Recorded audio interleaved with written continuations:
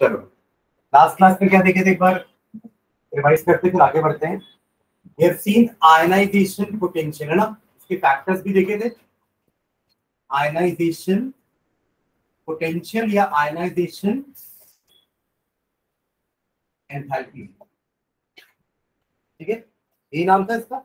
It is the energy required to remove the outermost electron, है ना, balance electron को निकालने के लिए हमें कितनी एनर्जी देनी पड़ रही है, that is known as ionisation potential या आयनाइजेशन एंथैल्पी, ठीक है। और इसको अपन रिप्रेजेंट कर रहे थे डेल आई एच से, ठीक है। H stand for enthalpy, I stand for ionisation, ठीक है। मतलब अगर मुझे एक मेटल एटम में से एक इलेक्ट्रॉन को रिमूव करना है, उसको कैटायन बनाना है, तो I have to supply some energy and that is ionisation. बिना उस एनर्जी के उस मेटल में से इलेक्ट्रॉन बाहर नहीं आएगा, इस एटम में से इलेक्ट्रॉन बाहर नहीं आएगा, ठीक है। अगर एक इलेक्ट्रॉन निकालना तो उसको अपन बोल दिए फर्स्ट आयनाइजेशन एंथैल्पी। अगर उसी कैटायन में से दूसरा इलेक्ट्रॉन निकालना है तो मुझे और आयनाइजेशन एंथैल्पी देनी पड़ेगी, that will be known as second ionisation enthalpy. तब ये 2+ बनेगा, एक इलेक्ट्रॉन और बाहर आया। फिर अगर आपको एक और इलेक्ट्रॉन बाहर निकालना है तो आप थर्ड आयनाइजेशन एंथैल्पी दोगे, तो एक और इलेक्ट्रॉन बाहर आएगा। तो इस तीनों एनर्जीज को कहेंगे अपन सक्सेसिव आयनाइजेशन एंथैल्पी। और सक्सेसिव आयनाइजेशन एंथैल्पी में ये सबसे ज्यादा होगी, फिर ये, और सबसे कम ये होगी, क्योंकि पहले आप इलेक्ट्रॉन एटम से निकाल रहे थे, अब आप इलेक्ट्रॉन्स एक कैटायन से निकाल रहे हो, तो कैटायन से इलेक्ट्रॉन को निकालना थोड़ा और मुश्किल हो जाएगा, तो आपको और ज्यादा एनर्जी देनी पड़ेगी, और ज्यादा एनर्जी देनी पड़ेगी। इसका ऑर्डर क्या होगा, del IH1 less than del IH2 less than del IH, इसको कहते हैं अपन सक्सेसिव आयनाइजेशन एंथैल्पीज। ये देखे थे। इसके बाद हमने देखा था कि आयनाइजेशन एंथैल्पी पीरियड में when we move from left to right in a period और when we move from top to bottom in a group कैसे वेरी करेगी, ये देखे थे। हर प्रॉपर्टी में ये चीज हम देख रहे हैं ना, पहले अपन समझ रहे हैं कि वो प्रॉपर्टी क्या है, फिर उसका variation in a group in a period. जैसे हमने साइज देखा था कि ग्रुप में साइज ऊपर से नीचे आओगे तो बढ़ेगा, लेफ्ट टू राइट जाओगे तो घटेगा। वैसे आयनाइजेशन एंथैल्पी का हमने क्या देखा था कि जब आप ऊपर से नीचे आओगे ग्रुप में तो साइज बढ़ रहा है, तो वैलेंस इलेक्ट्रॉन दूर होते जा रहा है। पहले वाले का वैलेंस इलेक्ट्रॉन पास था, दूसरे वाले का दूर था, तीसरे वाले का और दूर हुआ, चौथे वाले का और दूर हुआ, पांचवे वाले का और दूर हुआ, छठे वाले का और दूर हुआ। तो अब जो सबसे ज्यादा दूर है अपने न्यूक्लियस से, उसको निकालना सबसे ज्यादा आसान होगा। तो आयनाइजेशन एंथैल्पी आपकी डिक्रीज होगी when we move from top to bottom in a group. इसलिए मैंने बोला कि caesium is the most electropositive element, उससे इलेक्ट्रॉन निकालना सबसे आसान है। फ्रांशियम उसके नीचे, but francium is a rare element, इसलिए अपन फ्रांशियम को नहीं देख रहे हैं। Caesium is the most electropositive metal out of all the metals. सारे मेटल इलेक्ट्रोपॉजिटिव है, बट सबसे ज्यादा इलेक्ट्रोपॉजिटिव कौन है आपका, सीशियम। उससे इलेक्ट्रॉन निकालना सबसे आसान होगा। मतलब एक तरफ लिथियम खड़ा है, दूसरी तरफ सीशियम खड़ा है, सबसे पहले इलेक्ट्रॉन लूज करके सीशियम रेडी हो जाएगा, क्या I am ready to react. इसको थोड़ा टाइम लगेगा क्योंकि इसको थोड़ी एनर्जी ज्यादा देनी पड़ेगी ना इलेक्ट्रॉन को बाहर निकालने में, है ना, क्लियर, ठीक है। और जब हम पीरियड में जाएंगे फ्रॉम लेफ्ट टू राइट तो साइज डिक्रीज हो रहा है, साइज डिक्रीज हो रहा है मतलब इलेक्ट्रॉन पास आ रहा है न्यूक्लियस के, तो उसको निकालना उतना ही मुश्किल होता जाएगा। तो यहाँ पे आपकी आयनाइजेशन एंथैल्पी इंक्रीज होगी। और मैंने एक आपको वो बताया भी था, एक ट्रिक, कि कोई भी प्रॉपर्टी अगर ग्रुप में ऊपर से नीचे आते समय डिक्रीज होती है तो वो पीरियड में इंक्रीज होगी। जस्ट उल्टा होता है प्रॉपर्टी का, अगर वो ग्रुप में डिक्रीज हो रही है तो वो पीरियड में इंक्रीज होगी। साइज ग्रुप में इंक्रीज हो रहा था तो पीरियड में डिक्रीज हो रहा था, राइट। इसके बाद हमने कुछ फैक्टर्स देखे थे ना कि आयनाइजेशन एंथैल्पी किन किन फैक्टर्स पे डिपेंड करती है। उसमें पहला फैक्टर तो हमने साइज ही लिखा था, साइज बढ़ेगा आयनाइजेशन एंथैल्पी कम होगी, साइज कम होगा आयनाइजेशन एंथैल्पी बढ़ेगी, इनवर्सली प्रोपोर्शनल। इलेक्ट्रॉन जितना दूर है ना उतना अच्छा इलेक्ट्रॉन के लिए, क्योंकि आसानी से निकल जाएगा। इलेक्ट्रॉन जितना पास है न्यूक्लियस के उतना ज्यादा एनर्जी हमें देना पड़ेगा इलेक्ट्रॉन को रिमूव करने के लिए, समझ रहे ना। तो आप बोल सकते हो इनवर्सली प्रोपोर्शनल, साइज जितना बड़ा एंथैल्पी उतनी कम देनी पड़ेगी, साइज जितना कम एंथैल्पी उतनी ज्यादा देनी पड़ेगी, एनर्जी उतनी ज्यादा देनी पड़ेगी। Am I clear? So one factor was size, another factor was nuclear charge. Nuclear charge में क्या देखे थे, न्यूक्लियस का चार्ज जितना ज्यादा होते जाएगा इलेक्ट्रॉन की तरफ अट्रैक्शन बढ़ता जाएगा। समझ रहे क्या बोल रहा हूं मैं? न्यूक्लियस का चार्ज जितना ज्यादा होगा अट्रैक्शन उतना ज्यादा बढ़ेगा ना, उतनी ज्यादा एनर्जी देनी पड़ेगी उसको निकालने के लिए। क्लियर है? ठीक है। थर्ड हमने देखा था पेनिट्रेशन, ये था थर्ड। पेनिट्रेशन का मतलब मैंने क्या बताया था कि s orbitals are innermost, फिर p होती है, फिर d होती है, फिर f होती है। अगर आप ऑर्बिटल्स देखो सबसे पहले 2 का s आएगा, फिर 2 का p आता है ना, 3 में भी पहले 3 का s आता है, फिर 3 का p आता है, फिर 3 का d आता है। मतलब न्यूक्लियस के सबसे पास कौन होता है? 3 का s, किसी का भी s न्यूक्लियस के ज्यादा पास होता है, फिर उसका p होता है और फिर उसका d होता है। तो ज्यादा पेनिट्रेटेड कौन है? s। तो सबसे ज्यादा एनर्जी किस इलेक्ट्रॉन को निकालने में देनी पड़ेगी? s, क्योंकि वो ज्यादा पास है न्यूक्लियस के, अट्रैक्टेड है। तो ये अभी अपन ऐसे कुछ ऑर्डर लिखे थे ना, s का सबसे ज्यादा होगा p का, देन d का और सबसे कम f का। ठीक है। और चौथा फैक्टर देखे थे अपन शील्डिंग या स्क्रीनिंग। इसका भी मैंने बताया था ना आपको, मतलब इसका बचाना, मतलब हाँ इनर ऑर्बिटल्स जो है, इनर ऑर्बिटल आउटर ऑर्बिटल को धक्का देके बचा रही है कि मैं तो अट्रैक्टेड हूं, तू तो बच जा। वो तो अंदर की तरफ है, वो तो ऑब्वियसली न्यूक्लियस के ज्यादा पास है ना, ये न्यूक्लियस है, मैं इनर ऑर्बिट हूँ, ये आउटर ऑर्बिट है, तो मैं तो इससे ज्यादा पास हूँ, तो मैं तो अट्रैक्टेड हूँ, बट मैं इसको तो बचा सकता हूँ ना बाय रिपेलिंग इट। मैं भी इलेक्ट्रॉन हूँ, ये भी इलेक्ट्रॉन है, तो मैं इसको रिपेल करके दूर चले जा, भाग अर्जुन भाग, है ना, ताकि मैं इसको इसको इससे बचा सकूं। और अगर मैंने इसको दूर कर दिया तो ये इसके अट्रैक्शन से थोड़ा दूर हो जाएगा, तो आप कम एनर्जी देके इसको बाहर निकाल दो। तो शील्डिंग इफेक्ट जितना अच्छा होगा ना, मैं जितना अच्छा होऊंगा ना, मैं इसको बचाऊंगा। तो शील्डिंग इफेक्ट जितना अच्छा होगा, एनर्जी उतनी कम देनी पड़ेगी। समझ गए? तो ये सारे फैक्टर्स अपन देखे थे आयनाइजेशन पोटेंशियल में। नेक्स्ट अपन स्टार्ट करने वाले हैं इलेक्ट्रॉन गेन एंथैल्पी। डाल दिए थे इलेक्ट्रॉन गेन एंथैल्पी। तो बेसिकली देखो, ionization potential is more important for a metal, क्योंकि मेटल ही इलेक्ट्रॉन लूज करते हैं ना, नॉन मेटल तो इलेक्ट्रॉन लूज नहीं करते थे, generally gain electron non metals. तो वैसे ही इलेक्ट्रॉन गेन, देखो नाम में ही गेन आ रहा है, अब इलेक्ट्रॉन गेन कौन करता है? Non metals. तो ये जनरली नॉन मेटल्स के लिए ज्यादा सिग्निफिकेंट होगी। अगर आपसे कोई पूछे कि नॉन मेटल का आयनाइजेशन पोटेंशियल क्या होगा, तो बहुत हाई होगा, क्योंकि नॉन मेटल की टेंडेंसी तो इलेक्ट्रॉन लूज करने की है ही नहीं, उनकी को इलेक्ट्रॉन गेन करने की टेंडेंसी होती है, तो वो लूज होना करेंगे। और अगर आप चाहोगे, आप जिद पकड़ लो कि मुझे नहीं इलेक्ट्रॉन निकालना ही है नॉन मेटल से, तो आपको बहुत हाई एनर्जी देनी पड़ेगी, इसलिए उनकी आयनाइजेशन पोटेंशियल बहुत हाई होगी। आप ऐसे भी याद रख सकते हो कि पीरियड में जब मैं लेफ्ट टू राइट जाता हूँ, तो मैं मेटल से नॉन मेटल की तरफ बढ़ रहा हूँ, आया ना? When we move from left to right in a period, we are moving from metal to non-metal. That means ionization potential increases from left to right. ऐसे होता है, नीचे आते समय तो डिक्रीज होता है, तो लेफ्ट टू राइट में क्या होता है? ऐसे भी याद रख सकते हो कि लेफ्ट में मेटल है तो उनका आयनाइजेशन पोटेंशियल कम होगा, because they have the tendency to lose electron, और नॉन मेटल की टेंडेंसी तो इलेक्ट्रॉन गेन करने की होती है, तो वो तो जल्दी आसानी से लूज नहीं करेंगे, तो उनकी आयनाइजेशन पोटेंशियल बहुत हाई होगी। तो यहाँ लो, यहाँ हाई, मतलब इंक्रीजिंग। समझ में आ रहा है क्या बोल रहा हूं मैं? ठीक है, ओके। तो इलेक्ट्रॉन गेन एंथैल्पी जो आपके नॉन मेटल के लिए ज्यादा होगी। अब ये क्या होती है ना कि इलेक्ट्रॉन बैठते समय, अब तो अभी तक तो अपन निकाल रहे थे ना, बट नॉन मेटल की बात करूंगा तो इलेक्ट्रॉन गेन करवाएंगे, तो इलेक्ट्रॉन बैठते समय कितनी एनर्जी रिलीज करता है?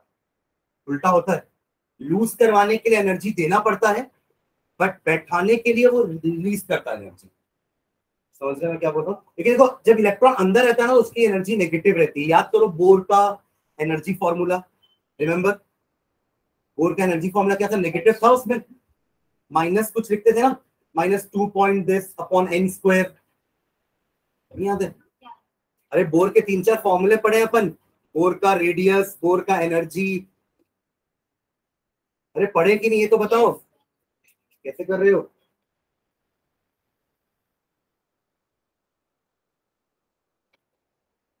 है? बोर ने बताया था ना कि हर ऑर्बिट का एनर्जी होता है। अरे अपन उसके न्यूमेरिकल भी किए कि इलेक्ट्रॉन को यहाँ से यहाँ जंप करने में कितना एनर्जी रिलीज करेगा। जब वो 5वें ऑर्बिट में तो कितना एनर्जी होगा उसके पास, जब वो 3rd ऑर्बिट में तो कितना एनर्जी उसके पास। हाँ, तो उसके सामने नेगेटिव साइन लगाते थे, क्योंकि अपन ये मान के चलते थे कि जब तक इलेक्ट्रॉन न्यूक्लियस से अट्रैक्टेड है ना, तो उसकी एनर्जी नेगेटिव है। जब वो बाहर आता है ना, तो उसकी एनर्जी 0 हो जाती है। आप जब और एनर्जी दोगे तब वो भागेगा, काइनेटिक एनर्जी में कन्वर्ट होती है एनर्जी। तो आप ये मान के चलो कि बाहर उसकी एनर्जी पॉजिटिव है या 0 है, पर जब वो बैठेगा तो उसकी एनर्जी नेगेटिव होने वाली है, मतलब वो रिलीज करेगा एनर्जी। और जब भी एनर्जी रिलीज होती है अपन नेगेटिव से शो करते हैं। एक्सोथर्मिक रिएक्शंस में जब भी एनर्जी रिलीज होती है ना, they are shown by negative sign. Endothermic में पॉजिटिव यानी कि एब्जॉर्प्शन।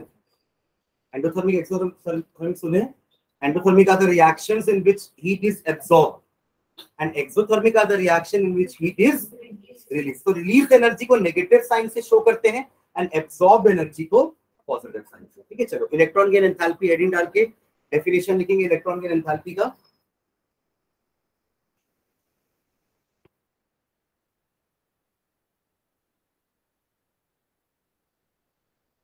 लिखिए, electron gain enthalpy of an element may be defined as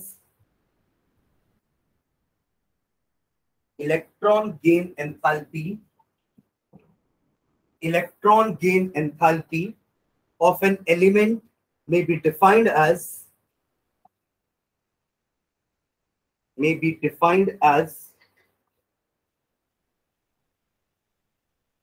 the energy released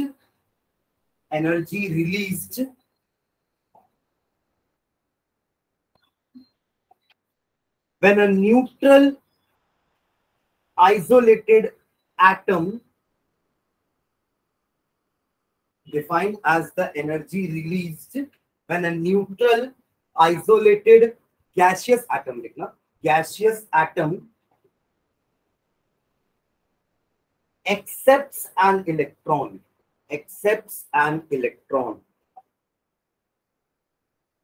defined as the energy released when a neutral isolated gaseous atom accepts an extra electron तो उसके बाद पहले से है extra electron to form a negative ion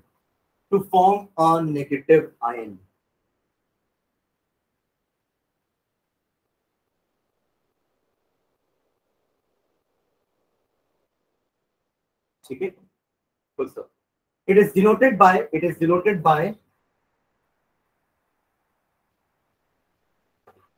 वहां पे अपन I लिखे थे, यहाँ पे Eg लिख लेना। There I stand for ionization, here Eg stands for electron gain। ठीक है, LEGH। हाँ, वहां भी तो I अपन नीचे लिखते थे ना।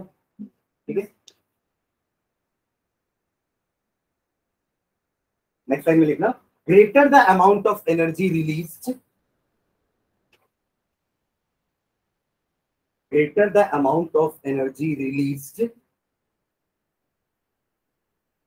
higher is the electron gain enthalpy of the element।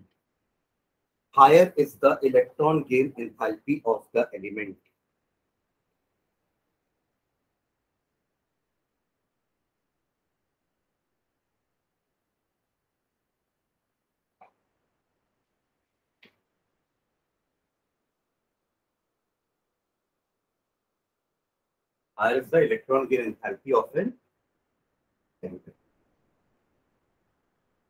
ठीक है, अब यहाँ भी सक्सेसिव का बात आएगा ना। आपने एक इलेक्ट्रॉन ऐड किया, मान लो ये ऑक्सीजन, आपने ऑक्सीजन में एक इलेक्ट्रॉन ऐड किया तो वो बन गया O नेगेटिव ना, और इसका एनर्जी जो होगा रिलीज होगा वो नेगेटिव में होगा। रिलीज करेगा, energy release is represented by a negative energy. देखो एनर्जी कभी नेगेटिव पॉजिटिव नहीं होती, मतलब नेगेटिव नहीं होती, एनर्जी तो पॉजिटिव ही होगी, बट नेगेटिव का मतलब ये है कि उतनी एनर्जी रिलीज हो रही है, समझ रहे हैं? और पॉजिटिव का मतलब उतनी एनर्जी देनी पड़ रही है ना, क्लियर? और देखो जितनी ज्यादा एनर्जी इलेक्ट्रॉन रिलीज करेगा ना उतना ज्यादा अच्छा है, उतना फर्मली वो बैठा है वहां पे आराम से। क्योंकि क्या होता है ना, जब उस इलेक्ट्रॉन को निकालना है तो उतनी एनर्जी वापस देनी भी पड़ेगी, है ना clear?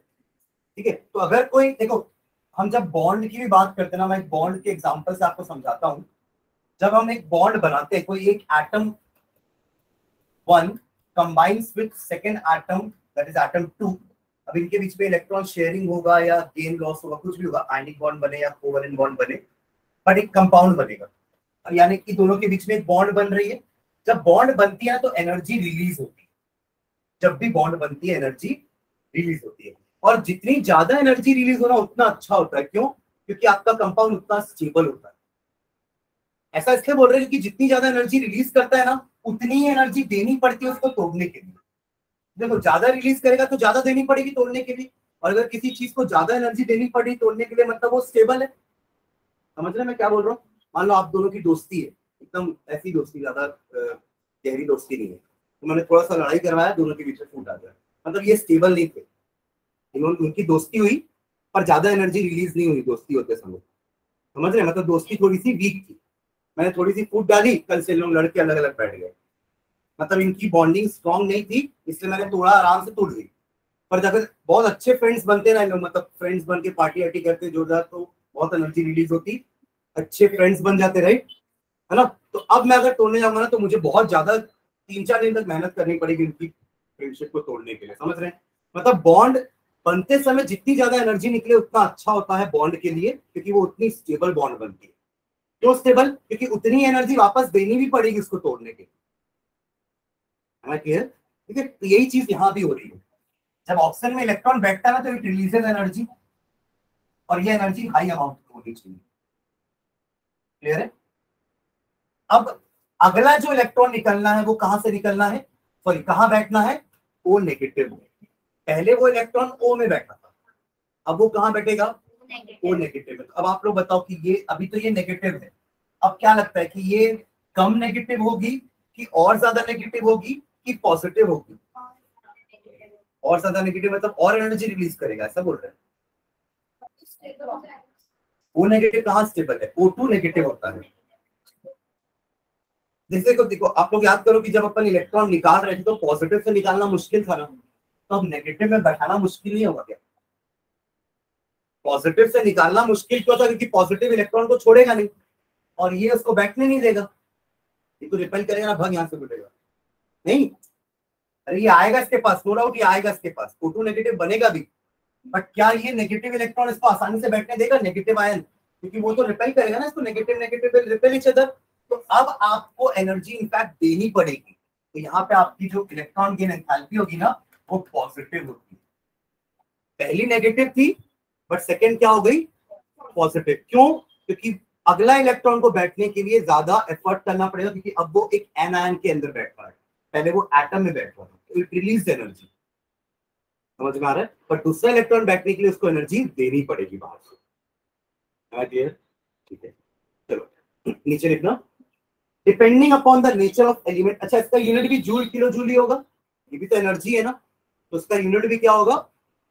Joule and kilo joule per मोल, जैसे आयनाइजेशन पोटेंशियल का, तो मैं लिखवा नहीं रहा हूं। ठीक है, चलो नीचे लिखना, depending upon the nature of element, depending upon the nature of element, depending upon the nature of element, the process of adding an electron, the process of adding an electron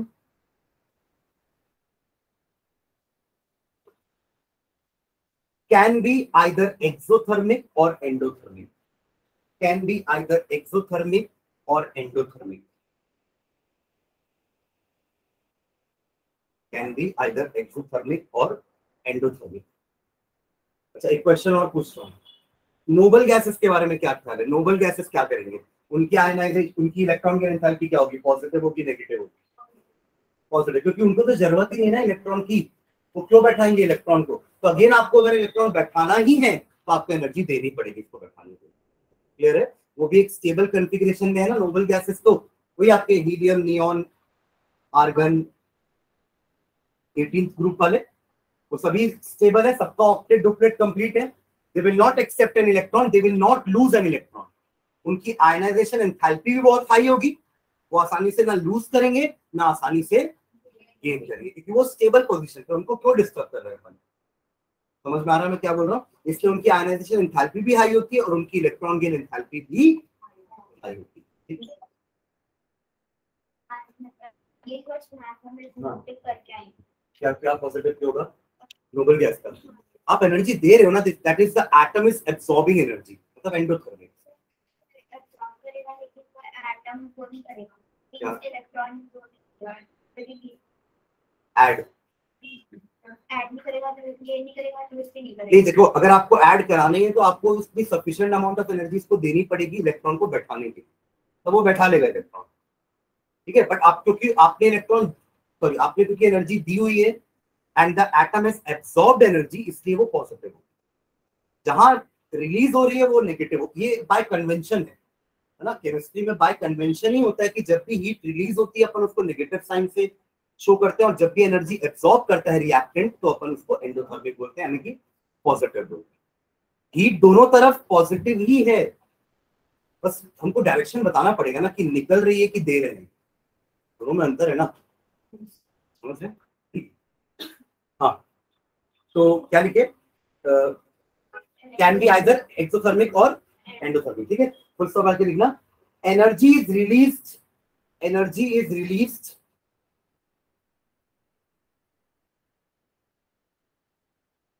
for majority of the elements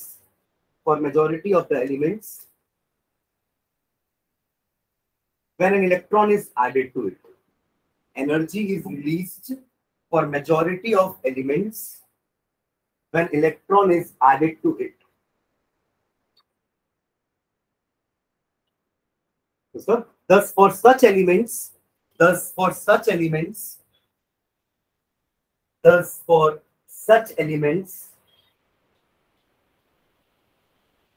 electron gain enthalpy is negative.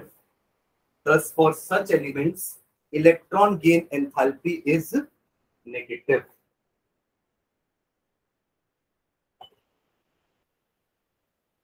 For example, halogens.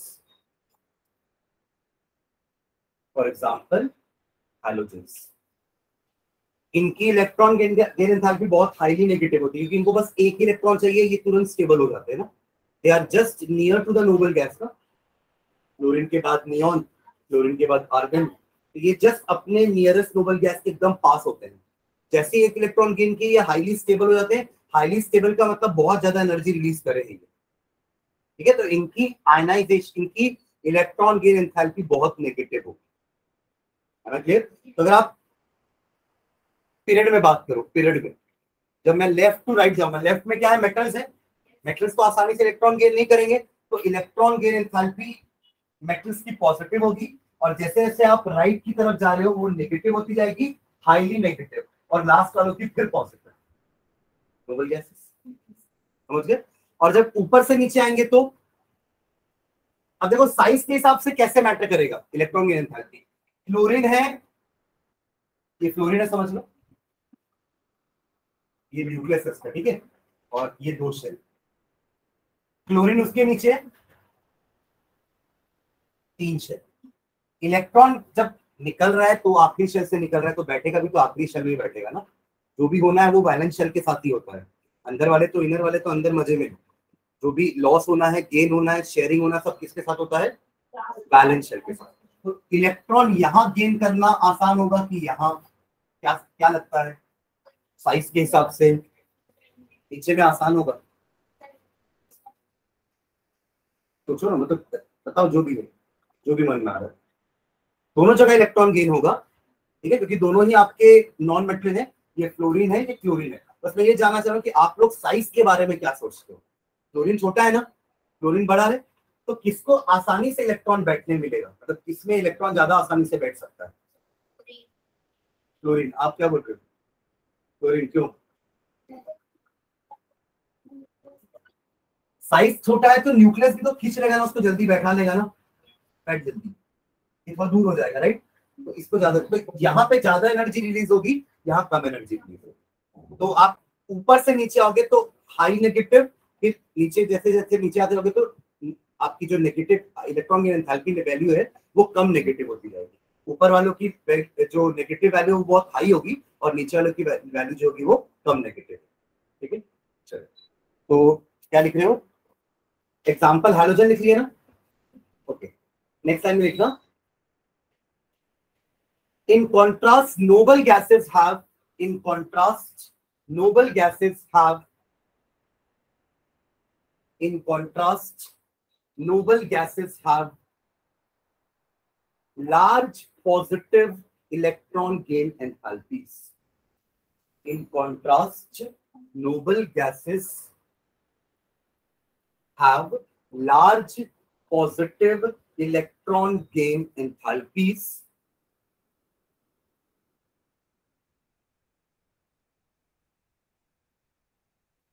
because the extra electron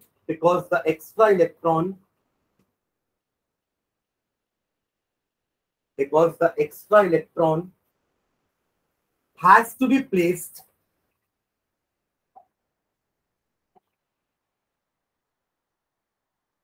आप actually noble gases में electron जब add करना चाहोगे तो आखिरी shell में add नहीं करोगे, आखिरी शेल तो उसका फुल है ना, अभी तो वो स्टेबल है, तो आपको अगला इलेक्ट्रॉन उसके और हायर शेल में डालना पड़ेगा, उस पर आपको एनर्जी देनी पड़ेगी। अपन पढ़ते थे ना ग्राउंड स्टेट और एक्साइटेड स्टेट, तो इलेक्ट्रॉन कभी भी ग्राउंड स्टेट से एक्साइटेड स्टेट में बिना एनर्जी के नहीं जाएगा। आप अगर एक्साइटेड ग्राउंड स्टेट में एनर्जी दोगे इलेक्ट्रॉन को तभी वो एक्साइटेड स्टेट में जाएगा ना। तो यहाँ तो आपको एक हायर स्टेट में इलेक्ट्रॉन को बैठाना है, वायलेंस स्टेट में भी नहीं बैठाना है, कहाँ बैठाना है, हायर स्टेट में। तो an extra electron has to be added in the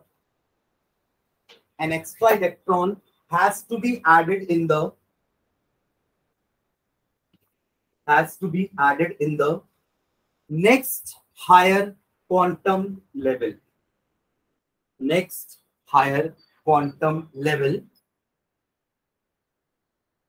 thereby producing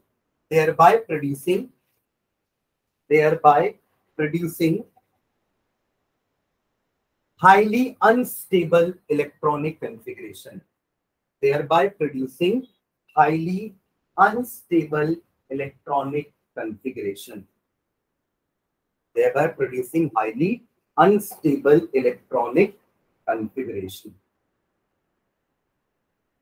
ठीक है, चलो इसी में एक सब हेड डालना, सक्सेसिव वाला, successive electron gain enthalpies, successive, उसका भी पॉइंट लिख लेते हैं, मैंने आपको बता जरूर दिया है, ऑक्सीजन का एग्जांपल लिया था ना मैंने कि पहला इलेक्ट्रॉन गेन एंथैल्पी नेगेटिव था but second electron gain enthalpy positive था। ठीक है,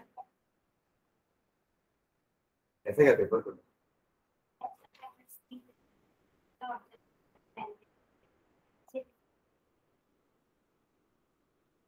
सक्सेसिव इलेक्ट्रॉन गेन एंथैल्पीज। ठीक है, इतना हाइकल डाल के लिखो।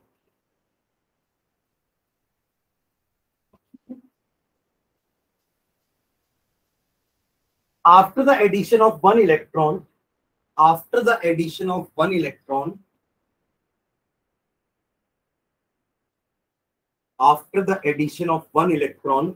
the atom becomes negatively charged.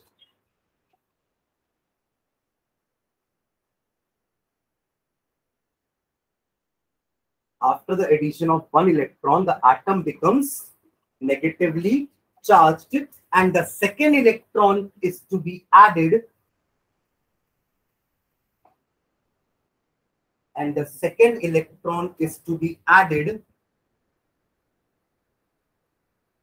to a negatively charged ion,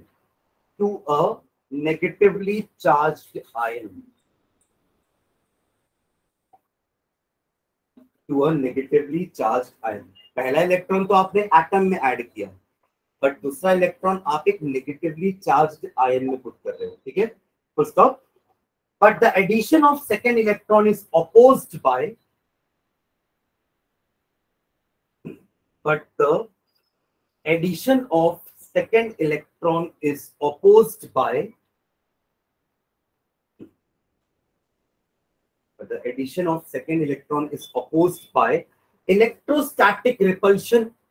electrostatic repulsion.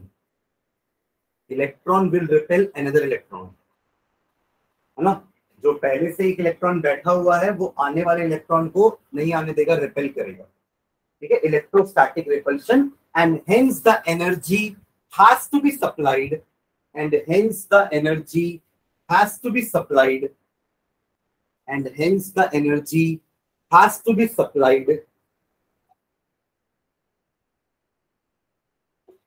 for the addition of electron. Supply की है मतलब पॉजिटिव, रिलीज हुई है मतलब negative. Hence the energy has to be supplied for the addition of second electron. Thus the second electron gain enthalpy is positive. Thus the second electron gain enthalpy is positive. ठीक है, example oxygen का ही ले लेना. Oxygen में एक electron add करवाना तो O negative बनेगा एंड del H Eg1, इसकी वैल्यू मैं आप लोग को लिखवाऊंगा, नेगेटिव वैल्यू आप लोग बाद में लिख लेना वैल्यू, पहले रिएक्शन लिख लो.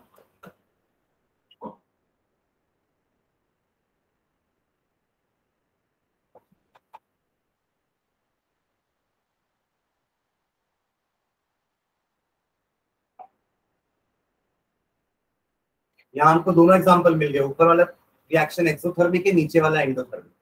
ठीक है, इसकी वैल्यू लिखना -141 किलो जूल पर मोल. -141 किलो जूल पर मोल.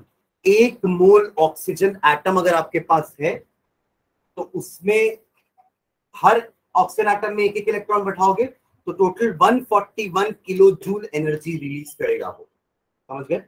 एक मोल बोले तो 6.022 into 10 to the power 23 oxygen atom, तो आपको उतने ही इलेक्ट्रॉन भी चाहिए ना, हर ऑक्सीजन में एक एक इलेक्ट्रॉन बैठाना है.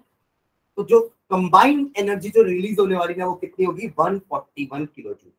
मैं एनर्जी बोलते समय पॉजिटिव ही बोलूंगा, बट मैंने रिलीज बोल दिया ना कि 141 किलो जूल एनर्जी रिलीज होगी. -141 किलो जूल क्या होती है एनर्जी? या तो एनर्जी नहीं होगी या तो होगी. होगी तो पॉजिटिव होगी, नहीं होगी तो जीरो होगी. पर वो नेगेटिव बस बता रहा है कि उतनी एनर्जी ऑक्सीजन रिलीज करने वाला है. Am I clear? ठीक है, मतलब हीटअप हो जाएगा. इलेक्ट्रॉन ऐड करने के बाद आपका जो रिएक्शन है वो हीटअप हो जाएगा. ठीक है, ओके. अगला रिएक्शन में भी इसकी वैल्यू लिख रहा सेकंड की, ये पॉजिटिव होगी. ठीक है, +780 किलो जूल पर मोल. आपको 780 किलो जूल एनर्जी देनी पड़ेगी हर एक ऑक्सीजन एटम में वापस से एक एक इलेक्ट्रॉन को बैठाने के लिए. ठीक है, second electron on every oxygen atom 1 mole. Clear है? पर मोल का मतलब समझ रहे हैं ना? ठीक है, एक ऑक्सीजन एटम की बात नहीं कर रहे हैं अपन, पूरे 1 मोल ऑक्सीजन एटम की बात कर रहे हैं. ठीक है,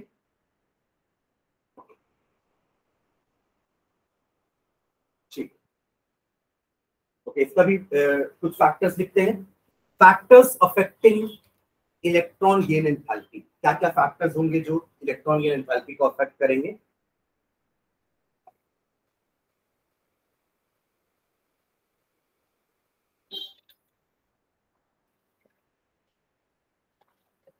फर्स्ट पॉइंट लिखना, एटॉमिक साइज. एटॉमिक साइज, ये तो आप लोगों ने मुझे बताया कि फ्लोरीन छोटा था तो उसकी इलेक्ट्रॉन गेन एंथैल्पी ज्यादा नेगेटिव होगी, फ्लोरीन बड़ा है तो उसकी इलेक्ट्रॉन गेन एंथैल्पी कम नेगेटिव. ठीक है, ज्यादा आसानी से किसमें बैठेगा? फ्लोरीन. ठीक है, तो लिखो इसमें, as the size of atom increases,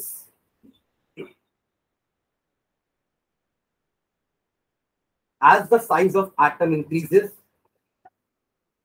the distance between nucleus and the last shell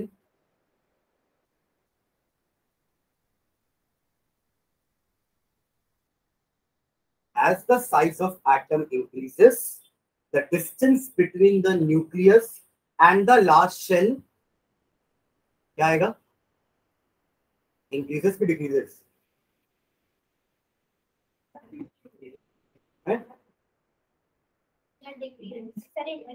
increase होगा ना भाई. इंक्रीजेस, साइज बढ़ रहा है बोल रहे हो ना, तो आखिरी शेल और न्यूक्लियस के बीच का डिस्टेंस बढ़ेगा ना.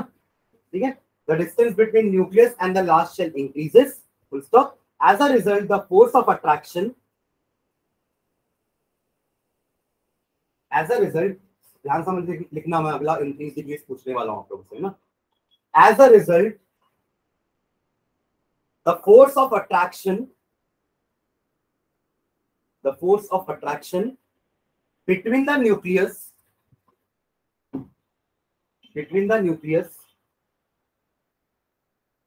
and the incoming electron जो आ रहा है,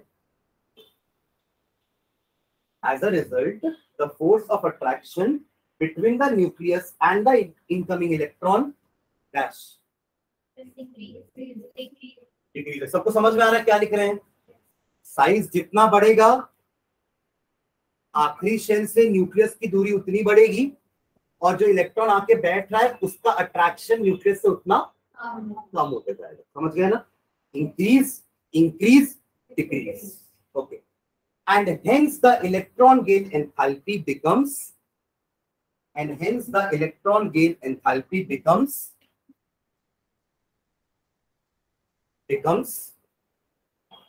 less negative।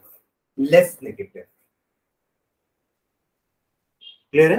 तो उस हिसाब से देखो, अगर अपन देखें पीरियड में, अपन बोल रहे हैं ना कि इलेक्ट्रोनेगेटिविटी नेगेटिव की तरफ जाती जा रही है, क्योंकि लेफ्ट में तो मेटल्स हैं, ये मेटल हो गए ना, आप जाते आ रहे हो राइट साइड में, ये नॉन मेटल हो गए, इनकी नेगेटिव, और सबसे ज्यादा नेगेटिव किसकी है? फ्लोरीन की। और फ्लोरीन अपने ग्रुप में भी सबसे पहला है, उसके नीचे तो बड़े बड़े एलिमेंट हैं, तो वहां भी वो सबसे ज्यादा इलेक्ट्रोनेगेटिव होगा। तो fluorine is the most electronegative element. जैसे आपने यहाँ पे सीशियम को डिस्कवर किया था ना कि caesium is the most electropositive element in the periodic table, वैसे ही fluorine is the most electronegative element. समझ में आ रहा है? ओके, ये क्लियर है सबको साइज वाला? तो साइज देख के अपन समझ जाएंगे ना कि किसकी ज्यादा नेगेटिव है, किसकी कम नेगेटिव है। तो यहाँ पर ना इंक्रीज डिक्रीज नहीं बोलेंगे। अभी तक अपन साइज में भी इंक्रीज डिक्रीज बोल रहे थे ना, लेफ्ट टू राइट जाएंगे तो इंक्रीज होगा, टॉप टू बॉटम आएंगे तो डिक्रीज होगा, ionization enthalpy top to bottom आएंगे तो डिक्रीज होगा, और लेफ्ट टू राइट जाएंगे तो इंक्रीज होगा। बट यहाँ पे अपन less negative, more negative, positive ऐसा बोलेंगे। है ना क्लियर? ठीक है, चलो सेकेंड पॉइंट लिखना, nuclear charge.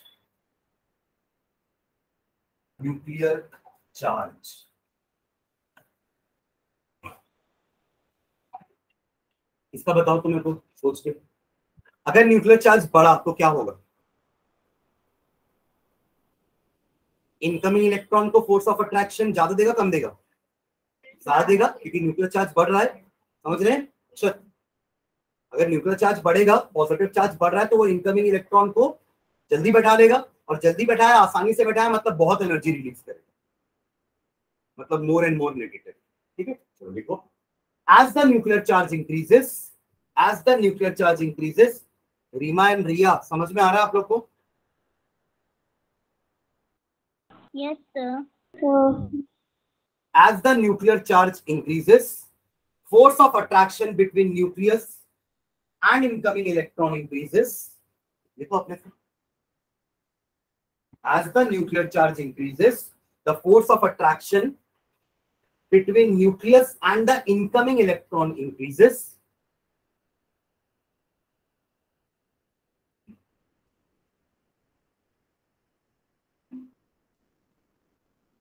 and hence electron gain enthalpy becomes more negative।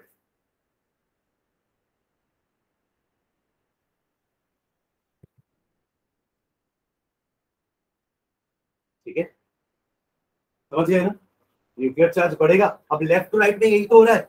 Left to right जब अपन जाते हैं तो न्यूक्लियर चार्ज बढ़ता है कि नहीं बढ़ता है? नंबर ऑफ प्रोटॉन बढ़ रहा है ना, एटॉमिक नंबर बढ़ रहा है सबका। लिथियम का एटॉमिक नंबर 3 यानी कि उसका न्यूक्लियर चार्ज 3, बट क्लोरीन का एटॉमिक नंबर 9, उसका न्यूक्लियर चार्ज 9 है ना। तो न्यूक्लियर चार्ज इसका ज्यादा है ना, तो ये इनकमिंग इलेक्ट्रॉन को जल्दी अट्रैक्ट करेगा, इसका मतलब ये ज्यादा नेगेटिव एनर्जी रिलीज करेगा। क्लियर है? एंड लास्ट फैक्टर लिखना, electronic configuration.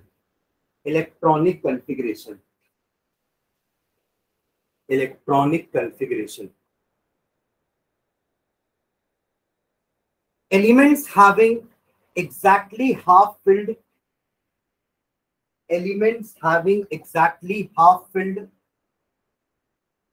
or completely filled orbitals ये पढ़े ना पहले भी। Yes. ऐसे एलिमेंट जिनका हाफ फिल्ड होता है पूरा का पूरा या कंप्लीटली फुल फिल्ड होता है, कॉपर एंड क्रोमियम, याद है। तो elements having exactly half filled और completely filled orbitals are very stable, are very stable,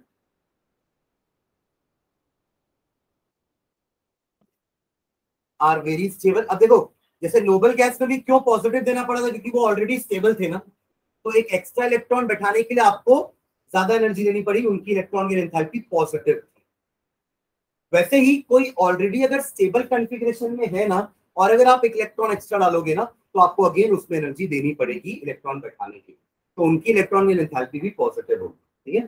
तो elements having exactly half filled और completely filled orbitals are very stable, full stop. As a result, energy has to be supplied to add an electron. As a result, energy has to be supplied.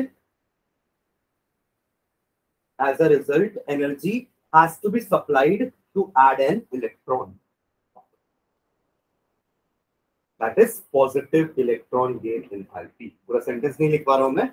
That is positive electron gain enthalpy. That is positive electron gain enthalpy. Clear है? चलो इसका variation लिख लेते हैं बस. Next एक सब डालना. Variation in the periodic table. Group में क्या होगा, ऊपर से नीचे आएंगे तो, और पीरियड में क्या होगा अगर अपन लेफ्ट टू राइट जाएंगे तो. Variation in a periodic table, उसमें पहला first with in a group. With in a group, with in a group, एक ग्रुप में क्या होगा, ठीक है. देखो इन जनरल, इन जनरल क्या बोलेंगे, less negative more negative. In a group ऊपर से नीचे लेस नेगेटिव. फ्लोरीन से क्लोरीन आए लेस नेगेटिव, क्लोरीन से ब्रोमीन आओगे साइज और बढ़ेगा, साइज और बढ़ेगा तो अट्रैक्शन और कम होगा, तो इलेक्ट्रॉन जल्दी से खिंचा के बैठ नहीं पाएगा, तो कम एनर्जी रिलीज होगी, तो लेस नेगेटिव. समझ रहे हैं ना. जितना आसानी से बैठाना उतना ज्यादा एनर्जी रिलीज करेगा. आया ना. मतलब आप जितनी आसानी से कहीं पहुंच गए तो आपके पास एनर्जी सेव रहेगी ना, वो रिलीज कर देगा एनर्जी जितनी उसके पास बचे रहेगी, ठीक है. ओके, तो in general electron gain enthalpy becomes less negative. In general electron gain enthalpy become less negative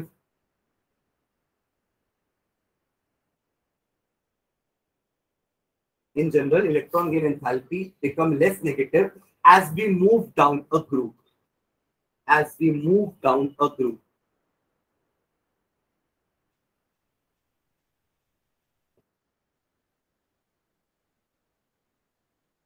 Okay,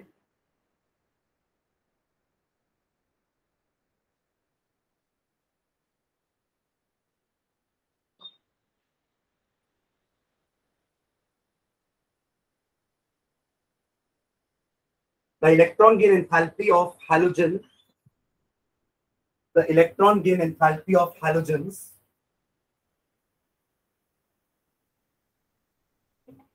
the electron gain enthalpies of halogen become less negative, become less negative, become less negative in going from chlorine to bromine to iodine. I fluorine नहीं लिखा है मैं, क्यों, मैं उसका reason नहीं बताऊंगा आप लोग को. Chlorine to bromine to iodine. तो क्लोरीन की सबसे ज्यादा नेगेटिव, फिर नीचे आओगे तो ब्रोमीन की कम नेगेटिव, और आयोडीन में आगे तो और कम नेगेटिव, ठीक है. ओके, नोट करके एक पॉइंट लिखना. Note, the electron gain enthalpy of some of the element, the electron gain enthalpies of some of the elements of second period,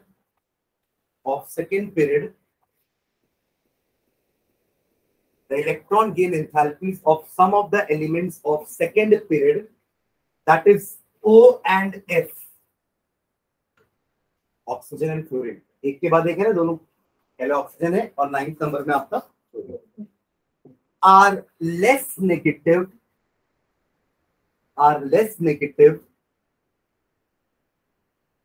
then the corresponding element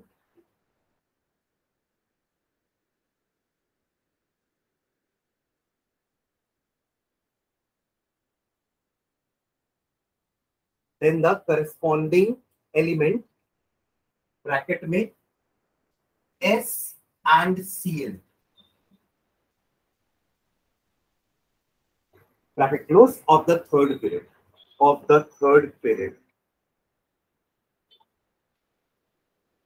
अब ध्यान दे रहे हैं क्या लिखना है। मैंने उस टाइम बोला था कि F fluorine is the most electronegative element. मैंने ऐसा नहीं बोला था कि फ्लोरीन का सबसे ज्यादा नेगेटिव इलेक्ट्रॉन गेन एंथैल्पी है, ऐसा नहीं। क्लोरीन होता है जिसका सबसे ज्यादा नेगेटिव इलेक्ट्रॉन गेन एंथैल्पी है। आप देखो समझना है, पता है। देखो साइज में O और F S और Cl से छोटे हैं ना, मतलब O छोटा होगा S बड़ा है, मानते हैं इस बात को, और F छोटा है Cl बड़ा है ना। अब अभी हमने जो नोट में लिखा वो क्या लिखे कि O और F का इलेक्ट्रॉन गेन एंथैल्पी कम नेगेटिव है, लेस नेगेटिव है, और इन लोगों का मोर नेगेटिव है। जबकि अपन क्या बोल रहे हैं कि पीरियड में जब सॉरी ग्रुप में जब ऊपर से नीचे आते हैं तो वो लेस नेगेटिव होता जाता है। उस हिसाब से तो इसका मोर नेगेटिव होना चाहिए, फिर इसका कम, फिर और कम, फिर और कम, ऐसा होना चाहिए ना। But because of their small size, देखो फ्लोरीन छोटा एलिमेंट है तो इलेक्ट्रॉन इलेक्ट्रॉन रिपल्शन भी होगा। फ्लोरीन के छोटे होने के कारण इलेक्ट्रॉन एक दूसरे को रिपेल भी तो करेंगे, नो डाउट न्यूक्लियस खींच रहा है, बट न्यूक्लियस के पहले इलेक्ट्रॉन्स भी तो है ना, वो उसको रिपेल भी तो करेंगे। तो साइज छोटे होने के कारण इलेक्ट्रॉन इलेक्ट्रॉन रिपल्शन होगा ऑक्सीजन और फ्लोरीन, इसलिए इनकी इलेक्ट्रॉन की एंथैल्पी कम नेगेटिव होगी इनकी रेस्पेक्टिव थर्ड पीरियड एलिमेंट से। बाद में इसके नीचे वही ऑर्डर फॉलो होगा, कम नेगेटिव, फिर और कम नेगेटिव, और कम नेगेटिव, फिर कम नेगेटिव, और कम नेगेटिव, और कम। क्लियर है? उसका रीजन लिख लो। This unexpected behaviour is due to, important है, ठीक है, एक्सेप्शंस आर मोर इंपॉर्टेंट, मैं पहले ही बताया। This unexpected behavior is due to the fact that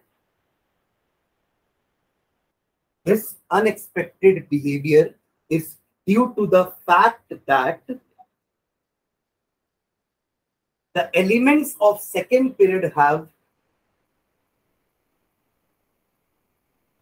वो अपने ग्रुप के छोटे छोटे एलिमेंट है। Fluorine is the smallest element of its group, है ना, फ्लोरीन के ऊपर और कोई नहीं है। फ्लोरीन अपने ग्रुप का सबसे छोटा एलिमेंट है, ऑक्सीजन भी अपने ग्रुप का सबसे छोटा एलिमेंट है। तो elements of second period have smallest atomic size, the element of second period have smallest atomic size in their respective groups,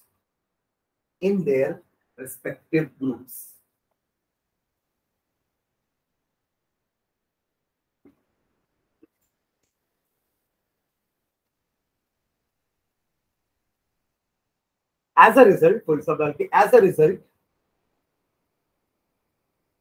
there are electron repulsions. As a result there are electron repulsions within the atom itself,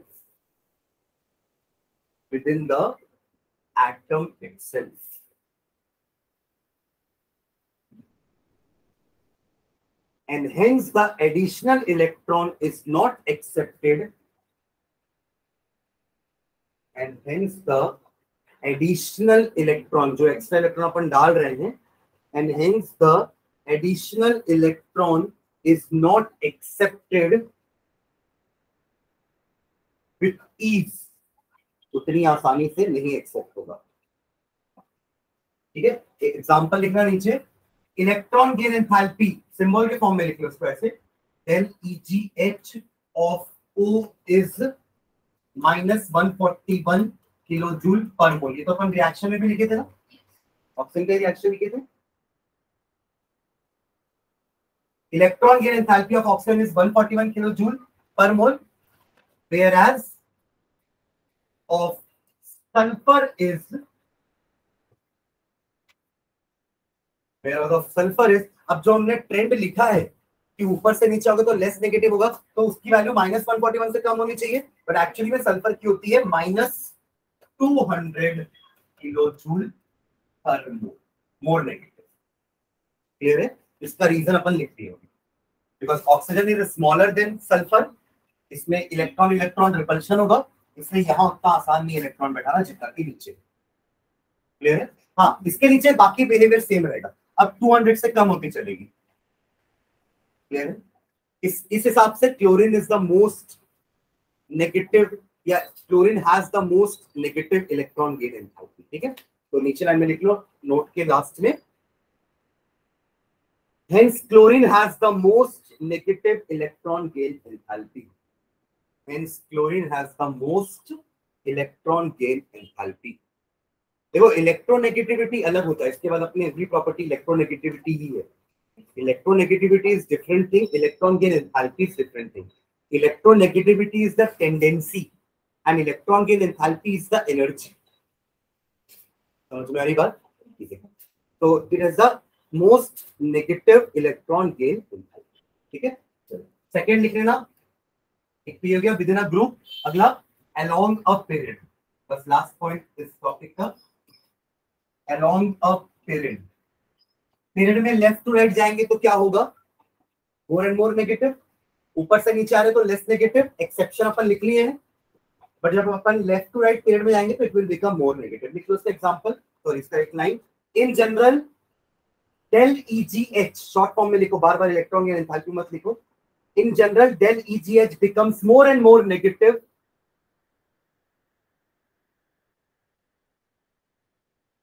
in general del EGH becomes more and more negative from left to right in a period, from left to right in a period।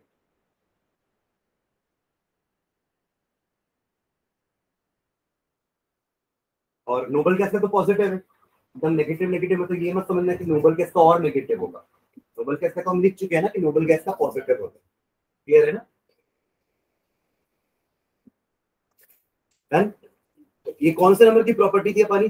तीसरी ना। पहली property अपन पढ़े थे radius, दूसरी property थी ionization potential, and तीसरी हुई आज इलेक्ट्रॉन गेन एंथैल्पी। फोर्थ लिखो इलेक्ट्रोनेगेटिविटी,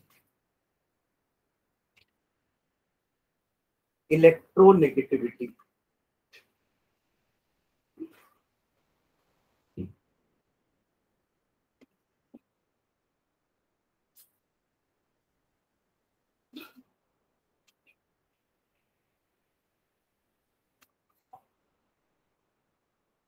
ठीक है, इसके पहले एक क्वेश्चन है, यहाँ लिख रहा हूँ, जस्ट यही का आंसर कर देना, फिर अपन आगे बढ़ जाएंगे। एक क्वेश्चन है, which of the following pair of elements would have more negative electron gain enthalpy?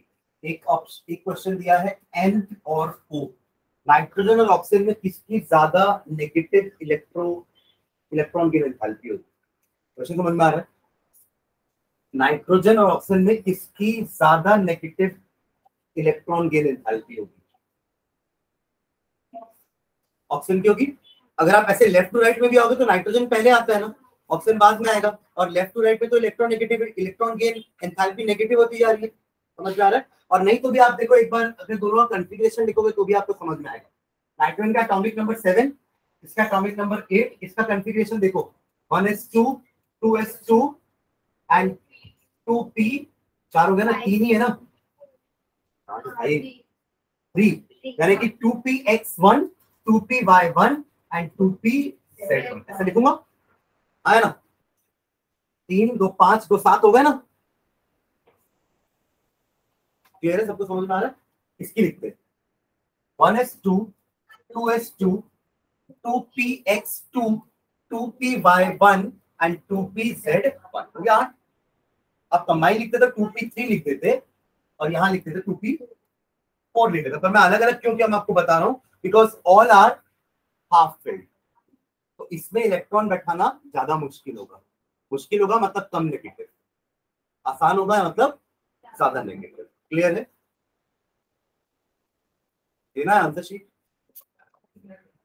Clear है ना? ये एन और ओ में ज्यादा इलेक्ट्रोनेगेटिविटी नेगेटिव किसकी होगी? ओ की। ठीक है, चलो नेक्स्ट इलेक्ट्रोनेगेटिविटी में आते हैं। देखो उसका डेफिनेशन लिखना, फिर मैं आपको समझाता हूँ क्या होती है। Electronegativity of an element is the tendency, electronegativity of an element is the tendency, electronegativity of an element is the tendency of its atom,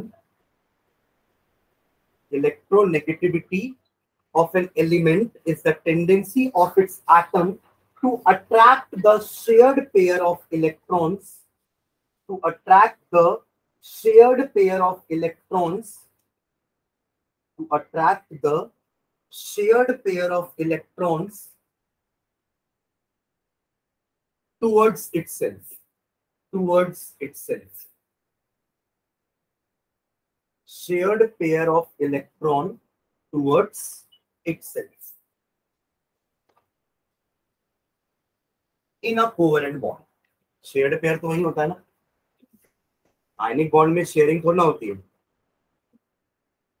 covalent bond में शेयरिंग होती है। आयनिक बॉन्ड में तो एक एटम कंप्लीटली इलेक्ट्रॉन लूज कर जाता है और दूसरा एटम कंप्लीटली इलेक्ट्रॉन गेन कर लेता है, वो तो आयनिक बॉन्ड होगी, तो वहां तो कोई शेयर्ड पेयर की बात ही नहीं होती। शेयर्ड पेयर कहाँ होता है, जहां पे शेयरिंग होती है, यानी कि इलेक्ट्रॉन शेयर करे, यानी कि covalent bond. Example HCl, HCl है ना, दोनों आपके नॉन मेटल हैं।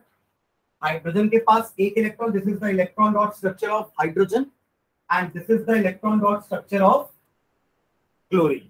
इसको भी एक चाहिए, इसको भी एक चाहिए, दोनों इलेक्ट्रॉन नहीं देने वाले एक दूसरे को, तो शेयर करेंगे, लूज कोई नहीं करेगा। तो इसके इनके केस में क्या बन जाएगी, सिंगल कोवेलेंट बॉन्ड बनेगी। समझ में आया? अब ये शेयर्ड पेयर इसका भी है और ये शेयर्ड पेयर इसका भी। This is what is meant by single covalent bond. यहाँ तक क्लियर है? जब हम पढ़े ना 10th में भी आप लोग single covalent bond, double covalent bond, triple covalent bond पढ़ते थे। कार्बन कार्बन के बीच में single, double, triple, alkane, alkene, alkyne, ठीक है। तो ये आपकी सिंगल बॉन्ड हो गई। अब क्या है ना, इन दोनों में ज्यादा नॉन मेटालिक कौन है, क्लोरीन। हाइड्रोजन तो वैसे भी बीच का ही है ना, कुछ इसके पास इलेक्ट्रोपॉजिटिव कैरेक्टर है, कुछ इसके पास इलेक्ट्रोनेगेटिव कैरेक्टर है, बट क्लोरीन तो शुद्ध इलेक्ट्रोनेगेटिव एलिमेंट है, शुद्ध नॉन मेटल है ना ये तो इसकी टेंडेंसी इलेक्ट्रॉन गेन करने की तो होगी ही, क्योंकि every non metal has a tendency to gain electron, every non metal has the tendency to gain electron. दोनों ही नॉन मेटल है, पर ये ज्यादा नॉन मेटालिक है, तो ये क्या करेगा ना, ये अपने शेयर्ड पेयर को अपने पास ज्यादा अट्रैक्ट करेगा। भले शेयरिंग हुआ है, ये दोनों इलेक्ट्रॉन इसके, पर ये ज्यादा दादागिरी दिखाएगा और अपने पास रखेगा इलेक्ट्रॉन को। समझे? मतलब वो जो इलेक्ट्रॉन क्लाउड है ना, वो इसकी तरफ ज्यादा रहेगा, इसकी तरफ कम रहेगा, क्योंकि इसकी टेंडेंसी वैसी है। अपन जो लिखे ना डेफिनेशन, उसका मतलब ये होता है कि it is the tendency to attract the shared pair of electron towards itself.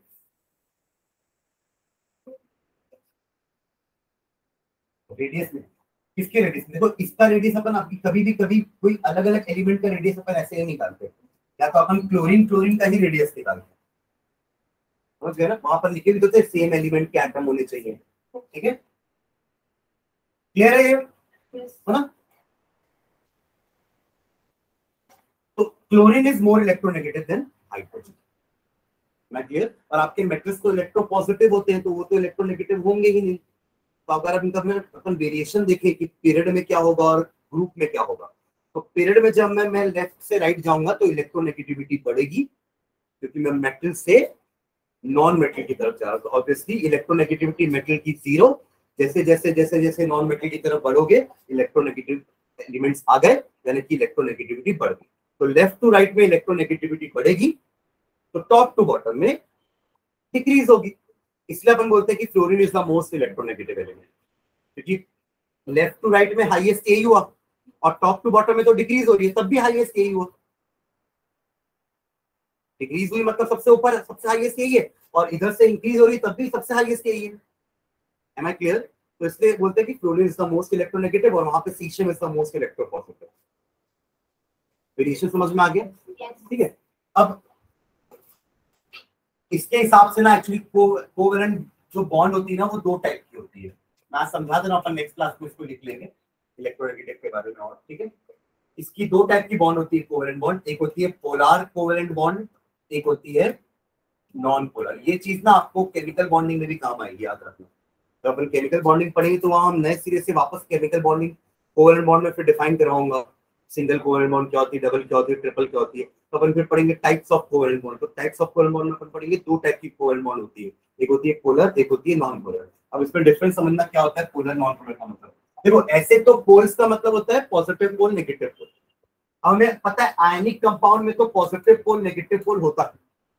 Sodium chloride is a ionic compound जहां पे सोडियम ने अपना इलेक्ट्रॉन छोड़ दिया है और क्लोरीन ने वो इलेक्ट्रॉन गेन कर लिया है। तो प्योर लॉस और गेन हुआ है, जिसके कारण इसको प्योर पॉजिटिव, इसको प्योर नेगेटिव मिला है।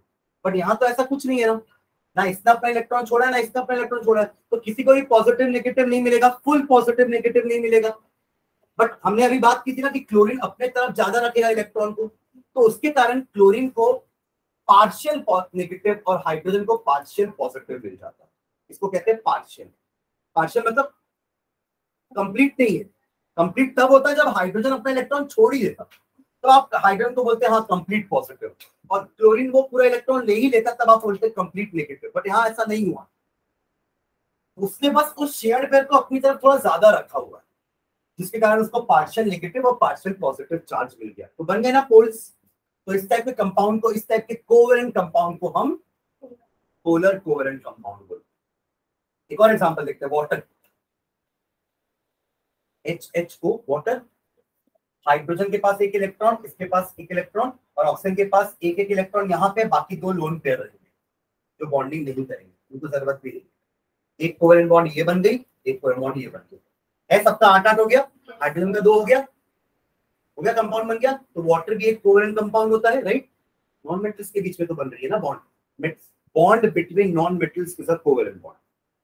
Bond between non metals is a covalent bond. Metal and a non metal is a ionic bond, क्योंकि एक लूज करेगा एक गेन करेगा, और यहाँ तो दोनों ही लूज नहीं करने वाले, दोनों गेन करने के लिए बैठे हुए हैं। क्लियर है, इसलिए ये कोवेलेंट है। क्लियर है यहाँ तक? अब देखो again, oxygen is more electronegative than hydrogen. ये हाइड्रोजन आपका वैसे भी इलेक्ट्रोपॉजिटिव इलेक्ट्रोनेगेटिव दोनों है, तो oxygen is more electronegative than hydrogen. है ना क्लियर? ठीक है, तो अगेन इस शेयर्ड पेयर को ऑक्सीजन अपनी तरफ खींचेगा, ये भी शेयर्ड पेयर को ऑक्सीजन अपनी तरफ खींचेगा। इसके कारण मिलेगा पार्शियल नेगेटिव, इसके कारण मिलेगा पार्शियल नेगेटिव, इनको खुद को मिलेगा पार्शियल पॉजिटिव। बन गए पोल्स। तो ये भी आपका हुआ पोलर कोवेलेंट कंपाउंड। क्लियर है? हाँ, बॉन्ड का नाम पोलर कोवेलेंट बॉन्ड है, बट जो कंपाउंड बन रहा है उसको तो कंपाउंड बोलेंगे ना। तो both water and HCl are polar covalent compounds. Clear है?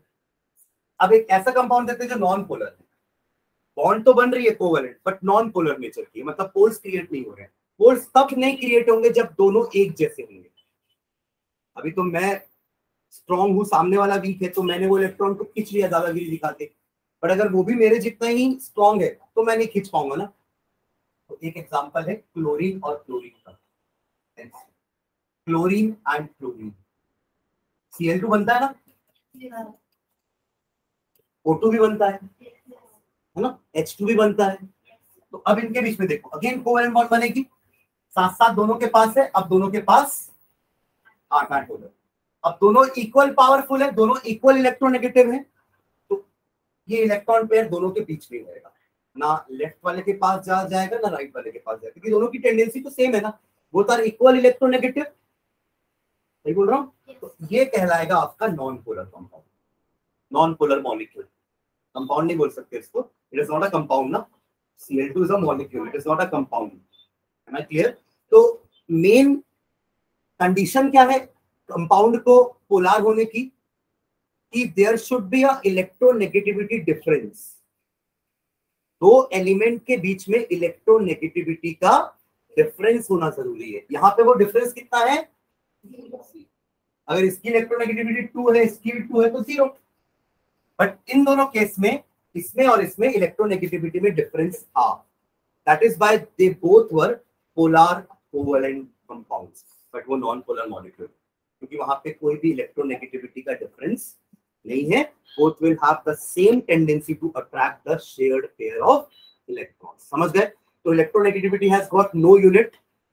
अभी तक अपन जो 3 प्रॉपर्टी पढ़े, रेडियस का यूनिट पिकोमीटर था, आयनाइजेशन पोटेंशियल का यूनिट किलो जूल या जूल पर मोल था और इलेक्ट्रॉन गेन एंथैल्पी का यूनिट भी किलो जूल या जूल पर मोल था, but electron gain enthalpy electronegativity is a tendency, और टेंडेंसी का कोई यूनिट नहीं होता, समझ रहे हैं? बट तब भी ना कुछ साइंटिस्ट लोगों ने इसको स्केल से नापने की कोशिश की थी। स्केल से मतलब ये नहीं सेंटीमीटर स्केल से, एक स्केल बनाया था, जैसे पीएक्स स्केल होता है ना, तो एक स्केल बनाया था। स्केल मतलब एक पैरामीटर जिसके हिसाब से उन्होंने वैल्यू निकालनी स्टार्ट की। तो ऐसे बहुत सारे साइंटिस्ट थे जिन्होंने अपने अपने स्केल्स बना अपने अपने नाम के, but the most accepted scale is a polling scale.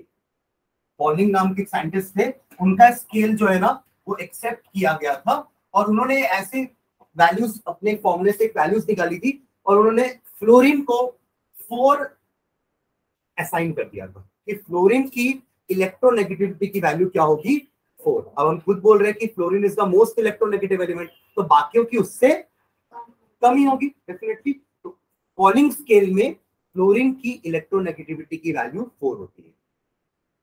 Clear? Polling scale, ठीक है, ठीक है। तो बाकी फिर अपन नेक्स्ट क्लास में करेंगे। बाकी मैंने आपको ग्रुप और पीरियड का तो बता दिया ना, कि पीरियड में अपन लेफ्ट टू राइट जाएंगे तो इलेक्ट्रोनेगेटिविटी बढ़ेगी, और ग्रुप में ऊपर से नीचे आएंगे तो इलेक्ट्रोनेगेटिविटी कम होगी, ठीक है। तो फिर अपन नेक्स्ट क्लास में इलेक्ट्रोनेगेटिविटी निकलेंगे, और नेक्स्ट क्लास में चैप्टर खत्म करेंगे ना, मेटालिक नॉन मेटालिक कैरेक्टर भी मैं नेक्स्ट क्लास में आप लोगों से डिस्कस कर लूंगा, और एक टॉपिक है डायगोनल रिलेशनशिप, वो भी अपन नेक्स्ट क्लास में देखेंगे, ठीक है। चलिए, थैंक यू।